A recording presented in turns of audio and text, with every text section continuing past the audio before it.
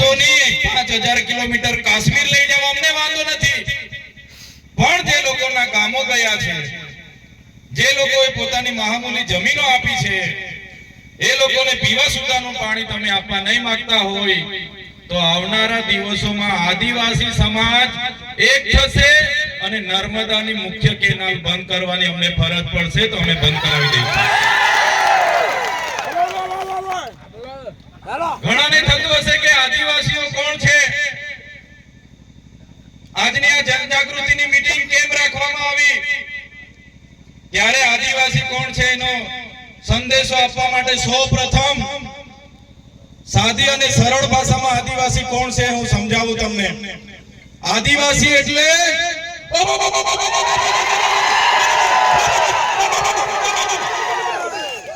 આદિવાસી છે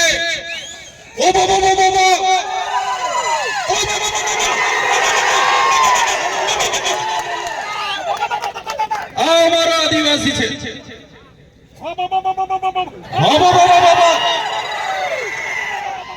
એટલે આપણા દેશમાં આપણું રાજ, આપણા ગામમાં આપણું રાજ.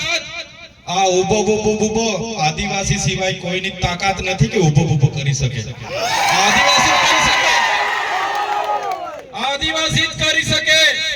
ગમે એવો ખમીરમંતી હોય, ગમે એવો અબજોપતિ હોય કે કરોડોપતિ હોય, ગમે તેવો હોય, કોઈના બાપની તાકાત નથી કે ઉભો અહીંયા કરી શકે. આ વિસ્તારમાં જો કોઈ ઉભો કરી શકે તો અમારો આદિવાસી કરી શકે છે, એનો પાવર છે. આપણા ગામમાં આપણું રાજ, આદિવાસી એનો માલિક છે, મૂળ માલિક છે. હું ચૈતર વસાવા નથી કહેતો, આદિવાસીઓનો ઇતિહાસ કહે છે, દેશની સુપ્રીમ કોર્ટ કહે છે, દેશનું બંધારણ કહે છે, યુનો કહે છે કે આ દુનિયામાં સૌથી પહેલા જો કોઈ આવ્યું હોય તો એ આદિવાસી છે. મૂળ માલિક આ દેશનો આદિવાસી છે, સુપ્રીમ કોર્ટ કહે છે. ત્યારે આજે આદિવાસીઓને આ સરકારોએ મજદૂર બનાવી દીધા છે.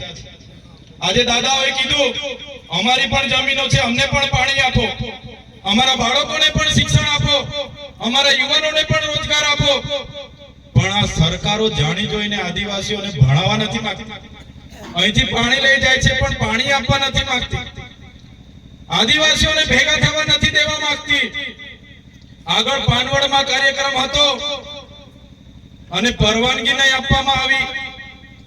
આદિવાસી 5મી અનુસૂચિ વિસ્તારમાં રહી છે. આદિવાસીઓનું સ્વશાસન એમાં લખેલું છે. બંધારણની આર્ટિકલ 241 ક તમે વાંચી લેજો. આદિવાસી વિસ્તારમાં જનજાગૃતિના કાર્યક્રમ માટે કોઈ મામલતદાર, ટીડીઓ પ્લાન કે પોલીસની પરવાનગીની અમને જરૂર નથી ભાઈ. અમે આદિવાસી અને જે લોકો આરએસએસ ની વિચારધારા વાળાએ કેટલાક લોકોને હાથા બનાવીને અમારા કાર્યક્રમ નહીં થાય, ચૈતર વસાવા નહીં આવે, એના માટેના કાર્યક્રમો પોલીસ પર દબાણ કરાવીને રદ કર્યા હોય તો એના 2-3 લોકો અહીંયા પણ આવીને વિડિયો બનાવવા આવતા હોય તો બનાવી લેજો. तुमको क्या लगता था नहीं लौटेंगे, तुमको क्या लगता था नहीं लौटेंगे, गलत. जब तक तोड़ेंगे नहीं तब तक छोड़ेंगे नहीं. हमको क्या अंडू पांडू गांडू समझ के रखा क्या? ये आदिवासी है, आदिवासी, यहाँ आदिवासियों का राज चलेगा. અમે કોઈના પર અધિકારોની ભીખ નથી માંગતા. સંવિધાનમાં અમારા બાબા સાહેબ અને જયપાલસિંહ મુંડાએ આદિવાસીઓને અધિકારો આપ્યા છે. આ શેડ્યુલ એરિયા છે અને સંવિધાનમાં લખ્યું છે શેડ્યુલ એરિયામાં આદિવાસીઓનું સ્વશાસન, ગ્રામ સભાના પાવર છે, રૂઢિગત ગ્રામ સભાના પાવરો છે. ત્યારે આજે અમારા આદિવાસીઓને પાર્ટીઓના નામે લડાવવામાં આવે છે, ધર્મ સંપ્રદાયના નામે ભાગ પાડવામાં આવે છે, નવા જૂના નાના મોટા સંગઠનોના નામે વેચી દેવામાં આવ્યા છે.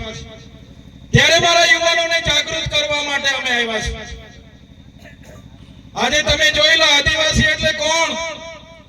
આદિવાસી એટલે આદિ અનાદિ કાળથી આ પૃથ્વી પર વસનારો આદિવાસી. આદિવાસીઓનો ઇતિહાસ તમે વાંચી લેજો. મોહનજોદડો હડપ્પાની સંસ્કૃતિનો ઇતિહાસ વાંચી લેજો.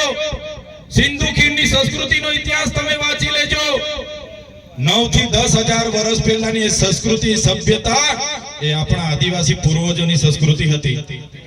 તમે રામાયણ ઉઠાવીને વાંચો, સીતા રામાયણમાં સબરી બિલનો હનુમાનજીનો ઉલ્લેખ આવે છે, નિષાદ રાજાનો ઉલ્લેખ આવે છે, એ આપણા પૂર્વજો હતા, એ આપણા આદિવાસીઓ હતા.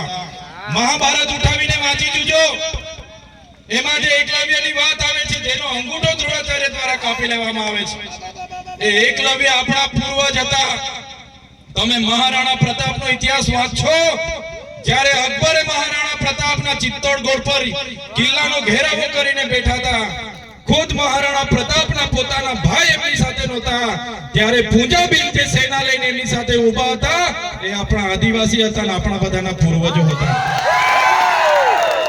તમે શિવાજી મહારાજનો ઇતિહાસ વાંચી લેજો, જ્યારે ત્યાં મુગલોના આક્રમણો થયા, શિવાજી મહારાજ સામે ધનુષધારી જે દુદાબીલની સેના હતી, એ આપણા પૂર્વજોની સેના હતી. સાથીઓ, તમે માનગઢનું યુદ્ધનો ઇતિહાસ વાંચી લેજો. ગુરુ ગોવિંદસિંહની આગેવાનીમાં સ્વાયત્ત રાજની સમસભા મળી, 1507 લોકોને ત્યાં અંગ્રેજોએ ગોળીબારમાં મારી નાખ્યા, 900 લોકો ત્યાં ઘાયલ થયા. ગુરુ ગોવિંદજીને આજીવન કારાવાસની સજા આપી. એ વખતની લડાઈ તો કોઈ લડતા હોય અંગ્રેજો સામે, તો એ આપણા પૂર્વજો હતા. દેશમાં 1857ના વિપ્લવને સૌથી પહેલાની લડાઈની વાત કરવામાં આવે છે, મંગલ પાંડેને સૌથી પહેલા શહીદોની વાત કરવામાં આવે છે. પણ તમે સંભાલ યુદ્ધ, જે વખતે પૂરા વિશ્વ પર અંગ્રેજોનું અડધા વિશ્વ પર રાજ હતું, જ્યારે જે સંભાલની ક્રાંતિ થયેલી, એ ક્રાંતિ આપણા આદિવાસી પૂર્વજોએ કરી હતી. એ પૂર્વજો આપણા હતા, એ સમાજમાંથી આવીએ છે. તાટ્યા ભીલ હોય, ખાટિયા નાયક હોય, તિલકા માંજી હોય, જલકારી